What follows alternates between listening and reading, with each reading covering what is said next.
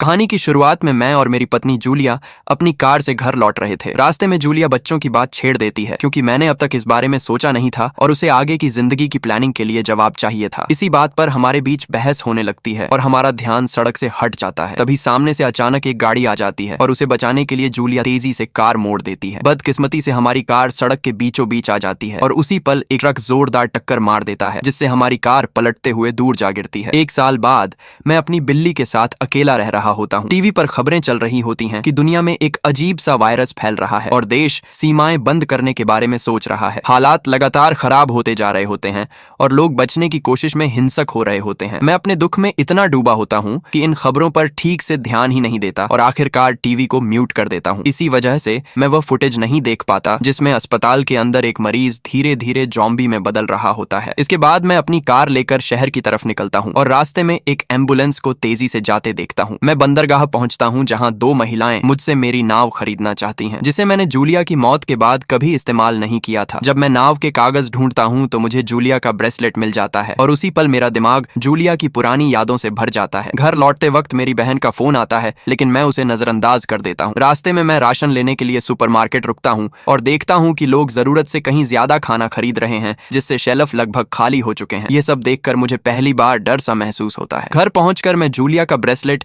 अपनी बिल्ली के गले में बांध देता हूं और टीवी चलाता हूं जहां खबर आती है कि वायरस अब स्पेन तक पहुंच चुका है। शाम को मैं अपनी बहन बेलन से वीडियो कॉल पर बात करता हूं और वह बताती है कि उसके पति सरकार के लिए काम करते हैं, इसलिए उनके परिवार को कैनरी आइलैंड्स भेजा जा रहा है। वह मुझसे भी साथ चलने को कहती है लेकिन मैं मना कर देता हूं। अगले दिन जब मैं देखता हूं कि मेरे सारे पड़ोसी शहर छोड़कर जा रहे हैं तो मैं भी जाने का फैसला करता हूं और अपनी बिल्ली को साथ ले लेता हूं। रास्ते में रेडियो पर खबर सुनाई देती है कि वायरस का एक नया रूप यूरोप में फैल रहा है जो इंसान को कुछ ही मिनटों में संक्रमित कर देता है और यह घाव या काटने से फैलता है। और तभी मुझे समझ आने लगता है कि यह सिर्फ बीमारी नहीं बल्कि एक खतरनाक ज़ॉम्बी तबाही है। एयरपोर्ट पहुंचकर मैंने बेलन को मैसेज किया कि मैं आ रहा हूं, लेकिन जैसे ही लोग प्लेन में चढ़ने लगे अचानक बिना किसी साफ वजह के हमारे टिकट रद्द कर दिए गए और भीड़ बेकाबू होने लगी। लोग उस कर्मचारी पर चिल्लाने लगे जिसे खुद भी कुछ पता नहीं था कि हो क्या रहा है। तभी बड़ी स्क्रीन पर दिखाया गया कि सारी फ्लाइट्स कैंसिल कर दी गई हैं और उसी वक्त सभी के फोन पर नागरिक सुरक्षा अलर्ट का मैसेज आ गया। ये देखते ही एयरपोर्ट पर अफरा तफरी मच गई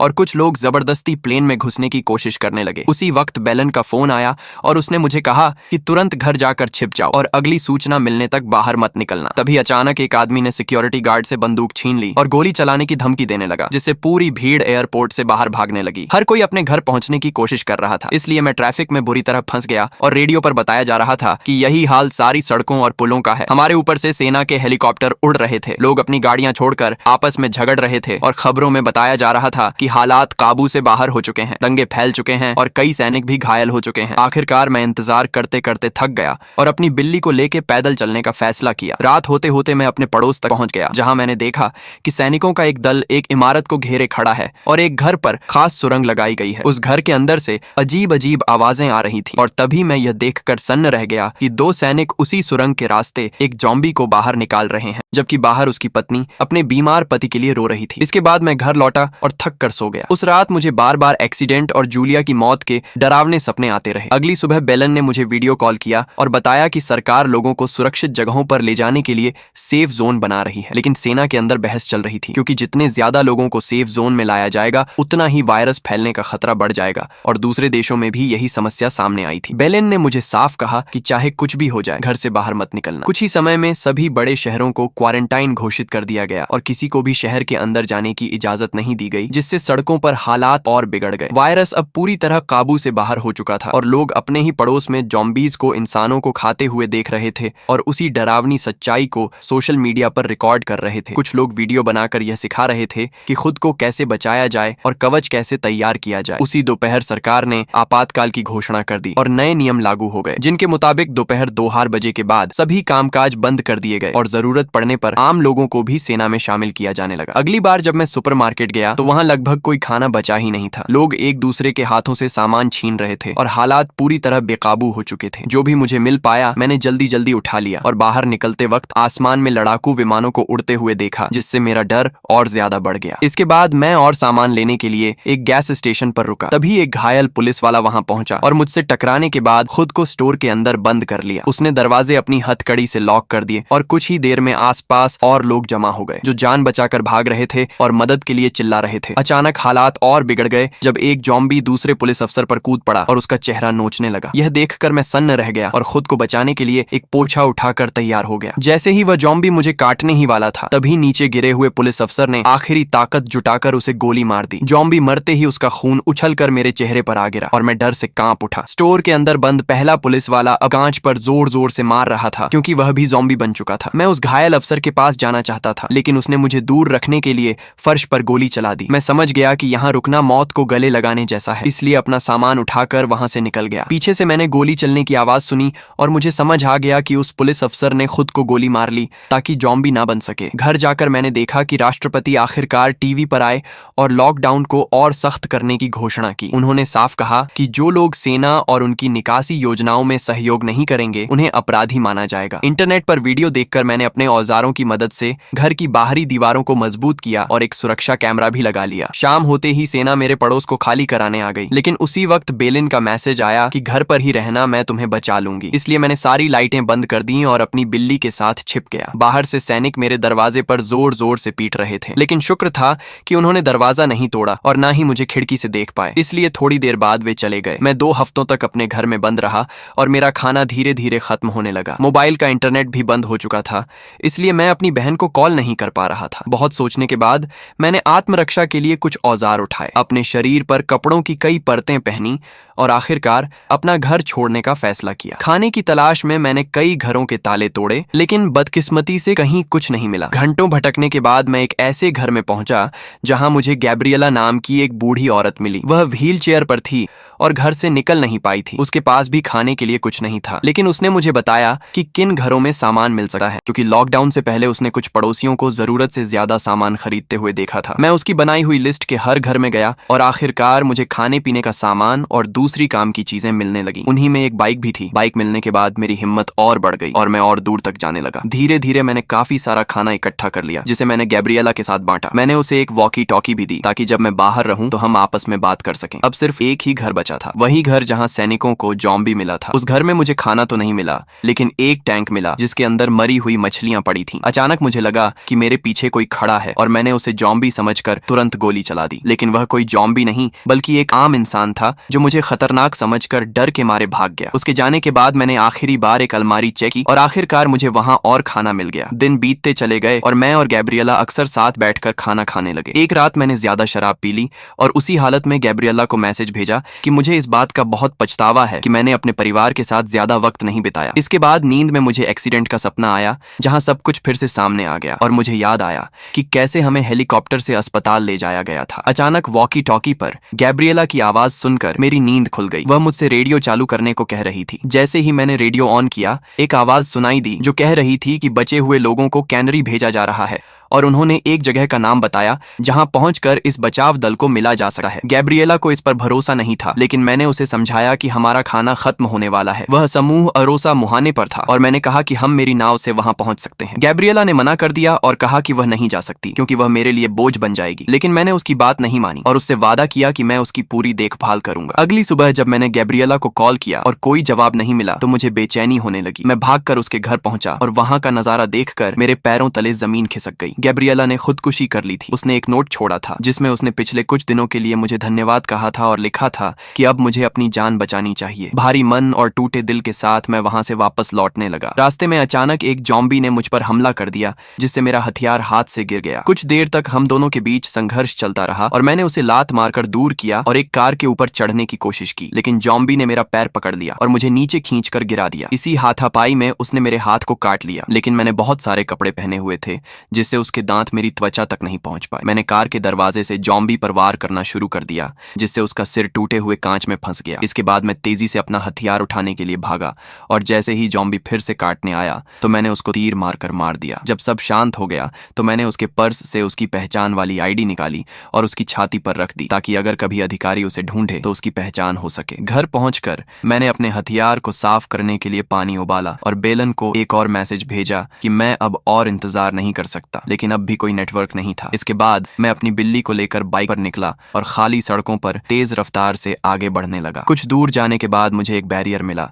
जिससे मेरे पास जंगल के रास्ते जाने के अलावा कोई और रास्ता नहीं बचा। जंगल में घुसते ही कई ज़ॉम्बी मेरा पीछा करने लगे, लेकिन वे इतने तेज नहीं थे कि मुझे पकड़ सकें। कभी कभी वे छलांग लगाकर पास आने की कोशिश करते थे, इसलिए मुझे हर पल बहुत सावधान रहना पड़ रहा था। आगे एक सुनसान कैंप दिखाई दिया, जहां घुसते वक्त मुझे डर लग रहा था कि अंदर क्या होगा, लेकिन वापस जाने का कोई रास्ता नहीं था। जैसे ही मैं कैंप के बीच से निकलने लगा, तभी अचानक ज़ॉम्बीज के एक बड़े झुंड ने हमला कर दिया। मैं किसी तरह उनसे बच के वहां से निकल पाता हूँ, लेकिन थोड़ा आगे बढ़ते ही रास्ते में ज़ॉम्बीज की लाशों का ढेर पड़ा होता है और मैं इतनी तेजी में होता हूँ कि वक्त रहते बाइक नहीं रोक पाता और फिसल कर गिर जाता हूँ। बिल्ली का पिंजरा दूर जाकर गिरता है, लेकिन बिल्ली पूरी तरह सुरक्षित होती है। पीछे से ज़ॉम्बीज की आवाज सुनाई देने लगती है तो मैं घबराकर दोबारा बाइक पर चढ़ता हूँ, लेकिन बाइक स्टार्ट नहीं होती। अब मेरे पास भागने के अलावा कोई और रास्ता नहीं बचता, इसलिए मैं बिल्ली वाला पिंजरा उठाकर जंगल की तरफ भागने लगता हूँ। लेकिन ज़ॉम्बीज भी मेरे बहुत करीब पहुंच चुके होते हैं। किसी तरह मैं बंदरगाह तक पहुंच जाता हूँ और जैसे ही पुल पार करता हूँ, अपने पीछे का गेट बंद कर देता हूँ। कुछ ही पलों में ज़ॉम्बीज कांच पर जोर जोर से मारने लगते हैं और आखिरकार उसे तोड़कर अंदर घुस आते हैं, लेकिन तब तक मैं एक और मजबूत गेट पार कर चुका होता हूँ। आखिरकार मैं अपनी जान बचाने में कामयाब हो जाता हूँ। शुरुआत में मुझे लगता है कि अब सारी उम्मीद खत्म हो चुकी है, क्योंकि बंदरगाह पर एक भी नाव नजर नहीं आती। लेकिन थोड़ा इधर उधर देखने पर मुझे पानी के बीच दूर एक लावारिस नाव दिखाई देती है। मैं तैरकर वहां पहुंचता हूं और इंजन चेक करता हूं, लेकिन नाव स्टार्ट नहीं होती। उसी वक्त मुझे अंदर से एक आवाज सुनाई देती है और जब मैं दरवाजा खोलता हूं तो देखता हूं कि एक ज़ॉम्बी बच्चा कुर्सी से फंसा हुआ है। हालात समझते ही मैं वहां रुकता नहीं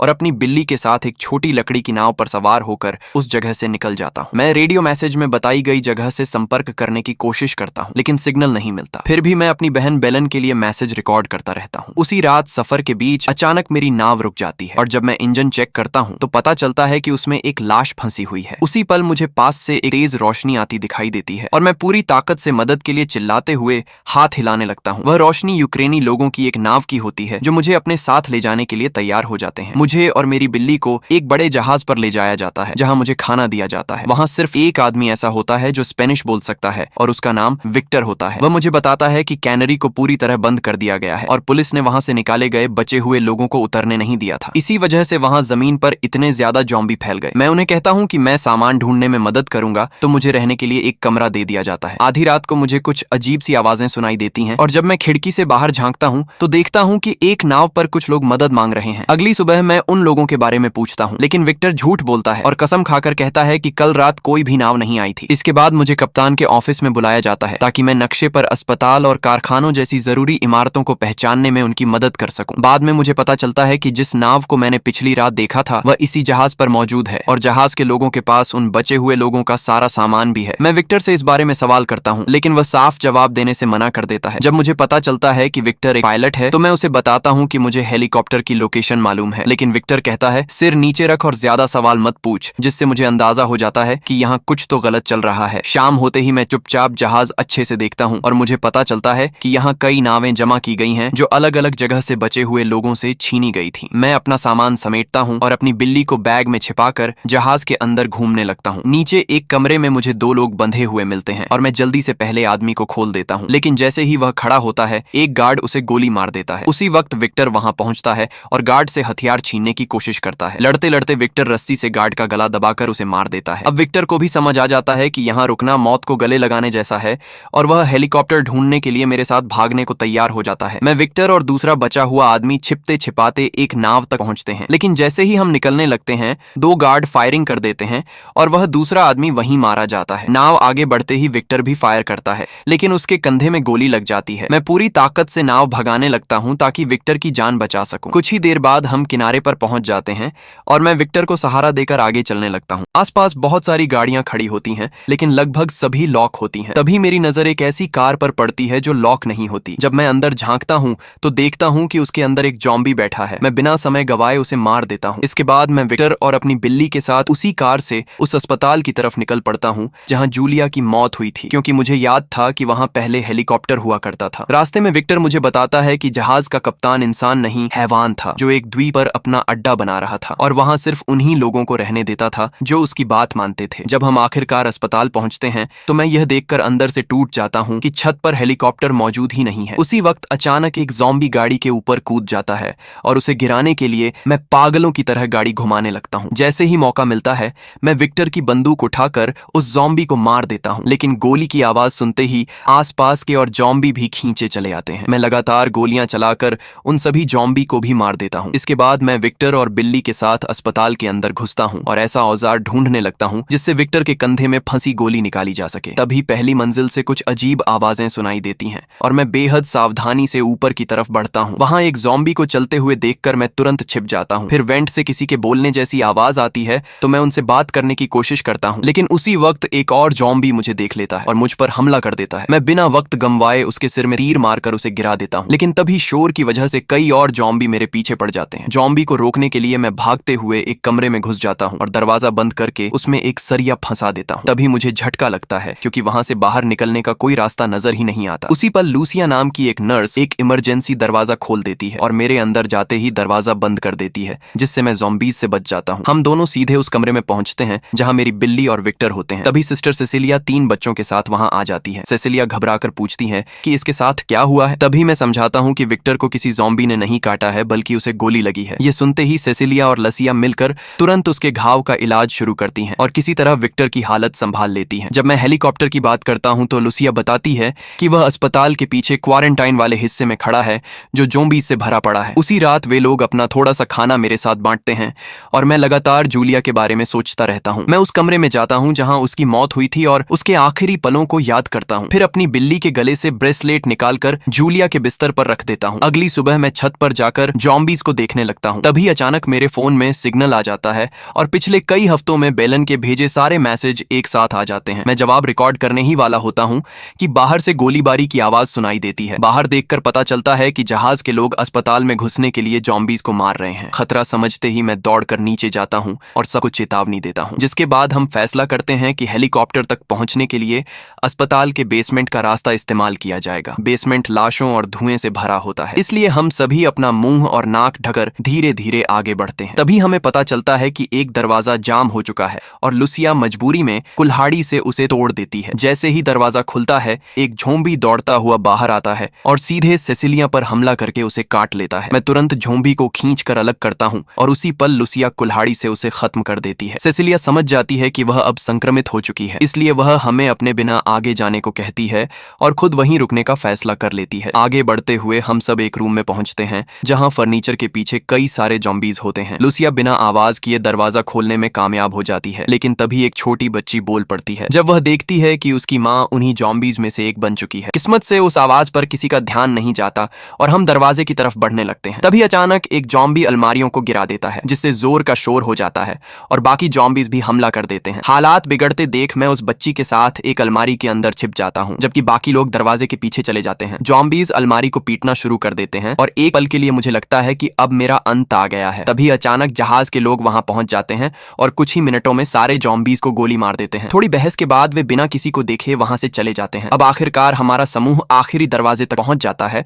और बाहर निकलते ही हमारे सामने ज़ॉम्बीज से भरा हुआ इलाका दिखाई देता है। इंटरनेट पर देखे ट्यूटोरियल को याद करते हुए मैं कई सारे पिंजरों को आपस में बांध देता हूँ और हम मैदान पार करने के लिए उन्हें ढाल की तरह इस्तेमाल करते हैं। शुरुआत में सब ठीक चलता है, लेकिन तभी एक पहिया फंस जाता है और शोर होते ही ज़ॉम्बीज हम पर हमला कर देते हैं। लूसिया अपनी कुल्हाड़ी से उन्हें रोकती है और मैं आग बुझाने वाले सिलेंडर से रास्ता साफ करता हूँ, जबकि विक्टर लगातार पिंजरों को आगे धकेलता रहता है। हम बहुत धीरे धीरे आगे बढ़ते हैं और हर कदम पर जान का खतरा था, लेकिन काफी मशक्कत के बाद किसी तरह गेट तक पहुंच ही जाते हैं। लुसिया अपनी कुल्हाड़ी से गेट की जंजीर तोड़ देती है और ज़ॉम्बीज को रोकने के लिए मेरे साथ वहीं रुक जाती है, जबकि विक्टर बच्चों को लेकर हेलीकॉप्टर की तरफ दौड़ता है। भारी धक्का मुक्की के बाद मैं और लसिया गेट बंद करने में कामयाब हो जाते हैं और उसे एक कपड़े से कसकर बांध देते हैं। फिर तेजी से बाकी लोगों की तरफ भागते हैं। विक्टर हेलीकॉप्टर स्टार्ट करने की कोशिश करता है, लेकिन वह चालू नहीं होता और तभी ज़ॉम्बीज बाट के ऊपर चढ़ने लगते हैं। हालात बिगड़ते देख मैं बिना सोचे समझे बाहर निकलता हूँ ताकि उन्हें रोक सकूं और दूसरों को वक्त मिल सके। उसी पल विक्टर को एक खुला हुआ तार मिल जाता है और वह फटाफट उसे जोड़कर हेलीकॉप्टर स्टार्ट कर देता है। इंजन की तेज आवाज सुनते ही जहाज के लोग मैदान में घुस आते हैं